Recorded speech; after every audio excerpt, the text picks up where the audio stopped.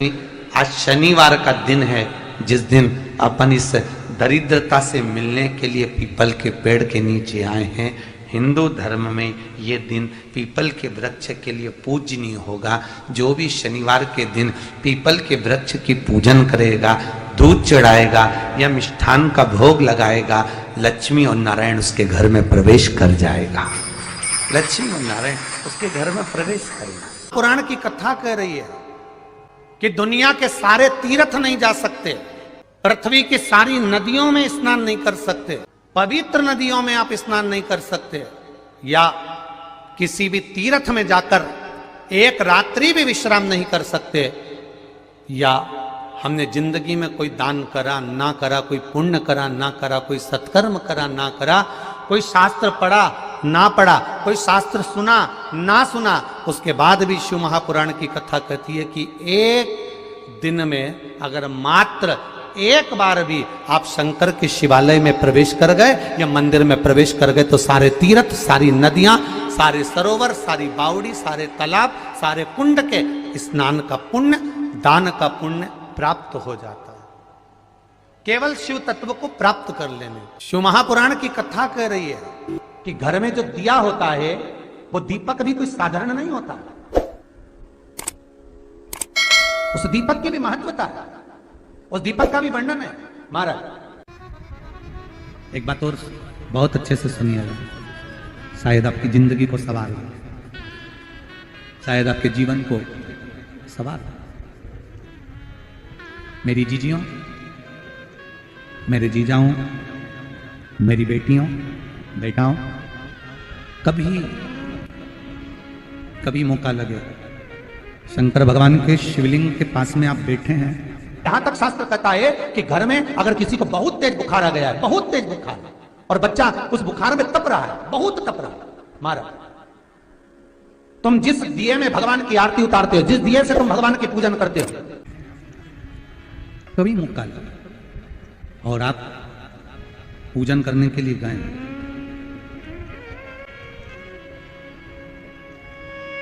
कभी पूजन करने के लिए, और आपको शंकर भगवान के शिवलिंग के पास में या शंकर भगवान के शिवलिंग के ऊपर कनेर का अगर पीला फूल देखा है ना आप लोगों ने, अरे बोलो तो जम के, देखा है? कनेर का यदि पीला फूल शिवलिंग के आसपास में या शंकर भगवान के ऊपर कहीं रखा हुआ भी दिख जाए, विषम परिस्थिति हो, बहुत हिम्मत ना हारते हो, तभी भगवान अकेले में एकांत में आप पहुंचे उनके पूजन के लिए, कनेर का पुष्प वहां रखा है, चाहे वो जलाधारी पर रखा हो, चाहे वो शिवलिंग के पास में रखा हो, शिवलिंग पर रखा हो, उस कनेर के पुष्प को अगर आप 5 जगह का स्पर्श कराकर अपने हृदय की बात कहकर वापिस महादेव को समर्पित कर देते हो, तो भी मेरा महादेव तुम्हारे दुख का निवारण कर देगा। अब वो 5 स्थान, वो 5 स्थान, पहला गणेश जी, गणेश जी का जो स्थान होता है वह जगह, दूसरा षडानंद कार्तिक,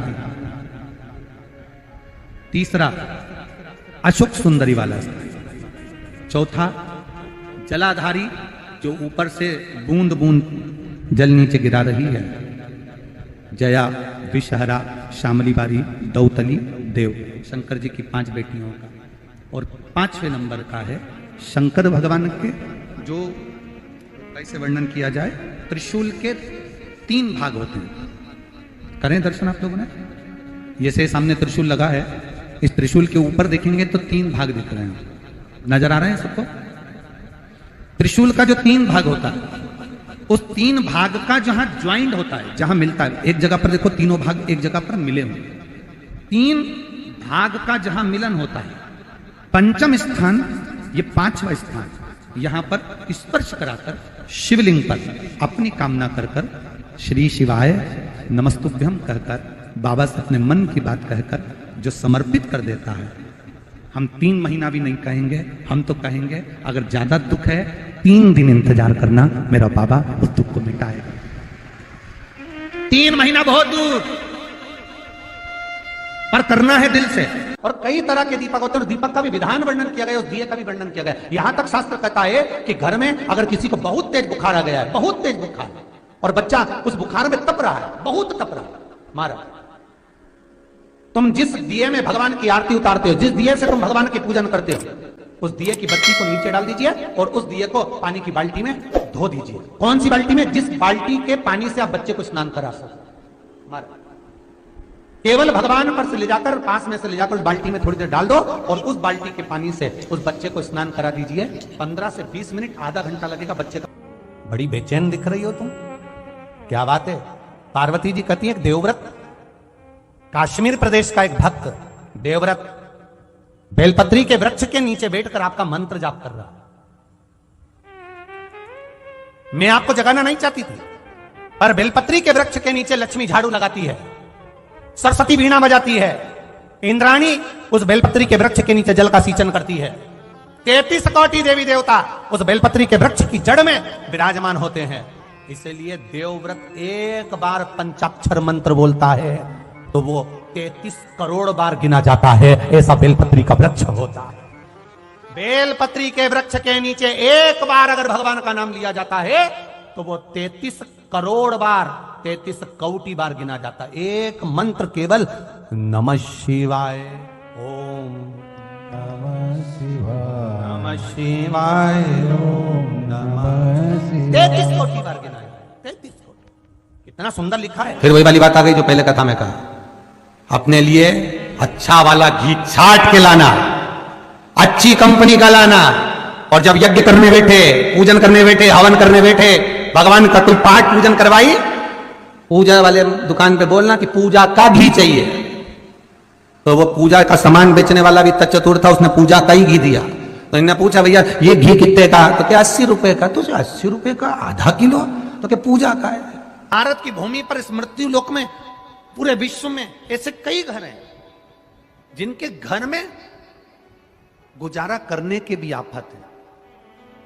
पहनने के कपड़े नहीं, किसी के यहां पर भोजन नहीं, किसी के यहां जमीन नहीं, किसी के यहां दुकान नहीं, कोई कोई पूरी जिंदगी किराए के मकान में निकाल देता है। नहीं, मेरा एक निवेदन है, इस कथा को जितने छत्रपति संभाजी नगर के श्रोता भाई बहन श्रवण कर रहे हैं उनसे निवेदन करूंगा, आप हाथ का ठेला लगा रहे हो, सब्जी का ठेला लगा रहे हो, फल का ठेला लगा रहे हो, धक्के की जिंदगी जी रहे हो, दरवाजे पर बैठे हो, कहीं ना कहीं तुम दास्य भाव की जिंदगी जी रहे हो, तकलीफ में जिंदगी जी रहे हो, बहुत दुख की जिंदगी जी रहे हो, बहुत कष्ट की जिंदगी जी रहे हो, उनसे केवल निवेदन करूंगा, 3 महीने 2 जगह पर जल चढ़ाना प्रारंभ कर दीजिए, केवल 3 महीने। एक शंकर भगवान के शिवलिंग पर, दूसरा बेलपत्री के पेड़ के नीचे, 2 जगह पर जल चढ़ाना 3 महीने लगातार चालू कर दो, बाबा तुम्हारा हाथ पकड़कर तुम्हें उन्नति की सीढ़ी पर चढ़ा देगा। हमें कोई चमत्कार करना नहीं आता, और ना हम कोई तंत्र विद्या या मंत्र विद्या जानते हैं, ना हमारे पास में बेल है, ना हमारे पास में भभूति है, हमारे पास में तो केवल शिव का नाम है। आप श्री शिवाय नमस्तुभ्यम बोलो, ओम नमः शिवाय बोलो, नमः शिवाय बोलो, चाहे महामृत्युंजय मंत्र बोलो, उसका स्मरण करते करते भगवान शंकर के शिवलिंग पर जल, और उसी पात्र में जो जल तुमने शंकर जी को चढ़ाया है उसमें से बचा हुआ थोड़ा सा जल बेलपत्री के पेड़ के नीचे चढ़ाना प्रारंभ कर दो। अलग से बेलपत्री के पेड़ के नीचे चढ़ाने के लिए अलग से लोटा भर के जल जरूरत नहीं पड़ेगी। जो तुमने शिव जी को जल चढ़ाया, जो तुमने देवाधिदेव महादेव को जल चढ़ाया, बस उसी पात्र का जल शंकर जी को चढ़ाओ, उसमें से बचा हुआ थोड़ा सा जल बेलपत्री के वृक्ष के नीचे चढ़ाना प्रारंभ करना। कौन सा बेलपत्री का वृक्ष? जिसकी छाया आपके ऊपर आ रही हो।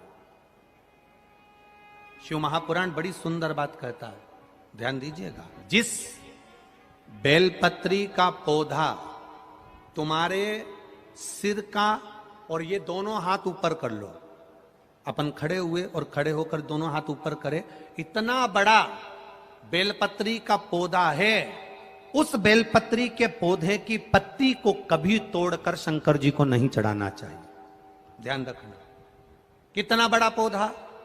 आप खड़े हो जाओ और खड़े होने के बाद आपका हाथ ऊंचा कर लेना।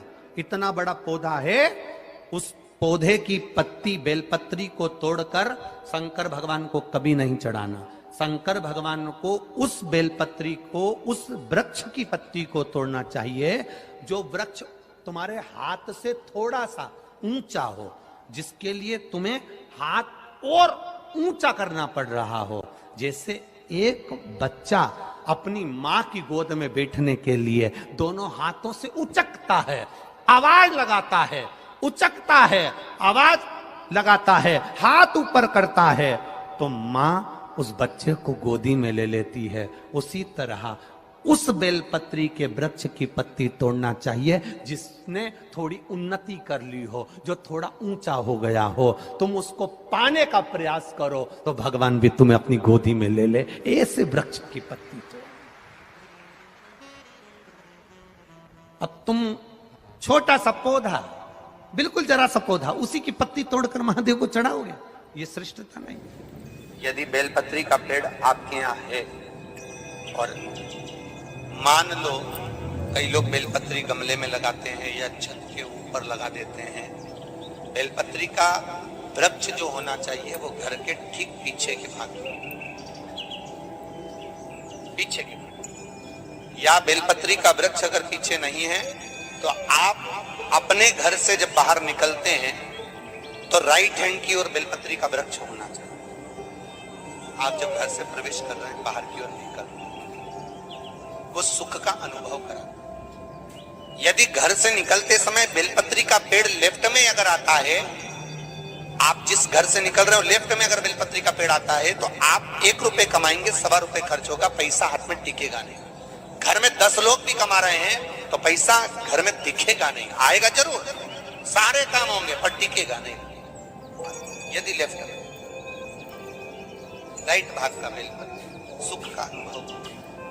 बेलपत्री का वृक्ष घर में लगाओ तो घर के पीछे के हिस्से में लगाना चाहिए, और ऐसी जगह नहीं लगाना कि जहां पर बेलपत्र में गंदा पानी जाए या कोई गंदी वस्तु उसके नीचे पड़े। 33 करोड़ देवी देवता बेलपत्री के पेड़ के नीचे सोमवार के दिन, कोई रविवार के दिन, कोई मंगलवार, कोई बुधवार, कोई गुरुवार, कोई शुक्रवार, कोई शनिवार के दिन बेलपत्री के नीचे आकर 33 करोड़ देवी देवता हो तप करते हैं, साधना करते हैं। बेलपत्री के पेड़ का बड़ा प्रमाण है। एक बेलपत्री ऐसी होती है जो कि शंकर पर अगर चढ़ी हुई है तो वापिस उतार कर धोकर फिर शिव को चढ़ा सकते।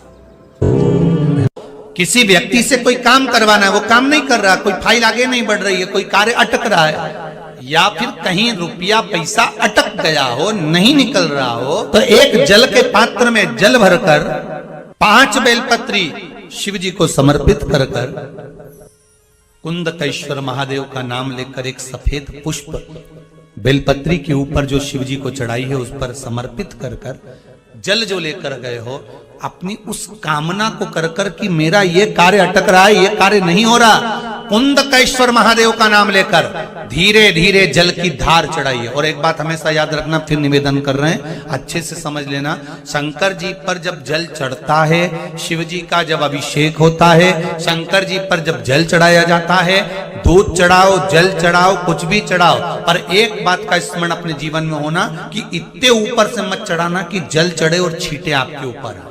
बहुत ध्यान दीजिएगा। हाँ, तो यहां तक वर्णन करा गया है कि शंकर जी का जल चढ़ा हुआ जहां से बहकर जाता है ना, उसको लांगा तक नहीं जाता। यहाँ लांगते हैं क्या? नहीं ना, परिक्रमा भी करेंगे तो वहीं से लौट कर वापिस इधर जाएंगे। शिव जी का जहां से जल बहकर जा रहा हो, चढ़ा हुआ जल जहां से बहकर जा रहा हो, उसको लांगा तक नहीं जाता। और कई लोग बड़े बड़े आनंद में शंकर जी पे इतनी ऊपर से जल चढ़ाएंगे तो वो छींटे पूरे अपने ऊपर आना चाहिए, शरीर पर आना चाहिए। नहीं नहीं, उसका दोष है महाराज, उसका दोष है। आप भगवान को अगर जल चढ़ाओ, दूध चढ़ाओ, तो मान लो अगर जैसे एक सरल भाषा में समझ लो और अच्छे से, कि जैसे ये शिवलिंग है, शंकर जी का ये शिवलिंग है। और आप जल चढ़ा रहे हो तो इतनी ऊपर से छोड़ोगे तो पानी का छींटा तो अपने ऊपर आएगा, पर वही जल, वही दूध, वही सामग्री आप शिवलिंग से थोड़ी सी दूरी बनाकर अगर आप समर्पित करेंगे तो बाबा उसको स्वीकार भी करता है और आनंद की अनुभूति भी होती है, कार्य में सिद्धता भी आती है, कार्य में उसकी सिद्धता भी आती है।